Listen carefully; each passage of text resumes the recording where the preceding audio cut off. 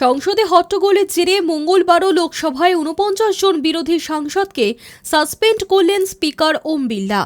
গত সোমবার সংসদের দুই কক্ষ মিলিয়ে মোট ৭৮ জন সাংসদকে সাসপেন্ড করা হয়।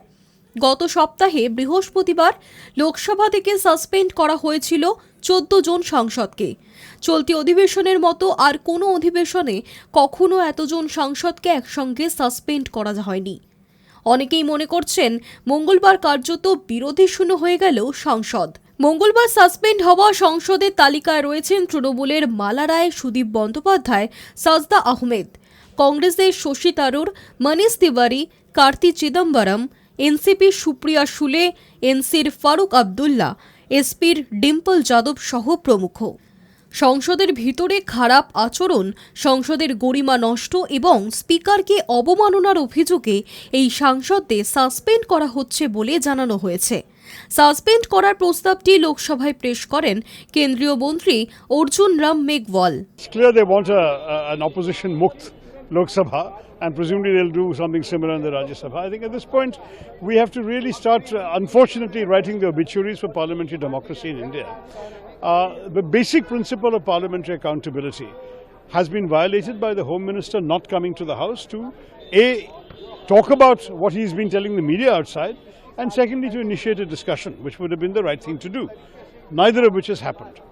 Then when opposition protested that, demanding it, they were suspended. See, in a single word I can say that it is nothing but an anarchy being played inside the parliament. Anarchy being played inside the parliament. They don't have even an iota of faith upon the parliamentary system in our country.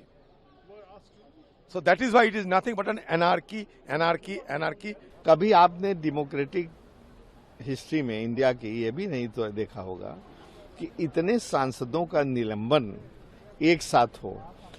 एक हुए, दो हुए, चार हुए या 6 हुए, मुझे तो नहीं ख्याल आता कि इससे भी ज्यादा हुए होंगे। इतने करीब करीब सैकड़ों सांसदों का निलंबन ये दिखाता है कि सत्ताधारी पार्टी बहुत एरोगेंट हो गई है। Suspended. Parliament has been totally delegitimized. This is to lay the framework of passing the most draconian laws in Parliament, which will turn this country into a police state. देखिए, बड़ा अजीब है कि सभापति जी कहते हैं कि आपने संसद की मर्यादा भंग करी, इसलिए आपको सस्पेंड किया जा रहा है। ये कौन सी परिभाषा में सरकार से सवाल पूछना संसद की मर्यादा भंग होती है? संसद की मर्यादा जब संसद में गालियां दी जाती हैं तब संसद की मर्यादा भंग नहीं हुई। उस सांसद को आज तक न सस्पेंड किया गया, न कोई कार्रवाई की गई। लेकिन जब बीजेपी के सांसद के पास पर संसद पे हमला करने वालों को लाया जाता है, उस सांसद के खिलाफ कोई कार्रवाई नहीं, कोई होम मिनिस्टर, प्रधानमंत्री का कोई बयान नहीं। लेकिन सरकार से सवाल पूछना, संसद की मर्यादा भंग करना कब से हो गया, ये समझ में नहीं आता। গত বুধবার লোকসভায় রং বোমা হানার ঘটনার পর থেকেই সংসদ ভবনের নিরাপত্তা নিয়ে প্রশ্ন তুলে অধিবেশনে সরব হয়েছিলেন বিরোধীরা। গত সপ্তাহের পর সোমবারও স্বরাষ্ট্রমন্ত্রী অমিত শাহের বিবৃতির দাবিতে স্লোগান তোলেন তারা। মঙ্গলবারও তার ব্যতিক্রম হয়নি। মঙ্গলবার দুপুর পর্যন্ত মোট ১৪১ জন সাংসদ সাসপেন্ড হয়েছেন।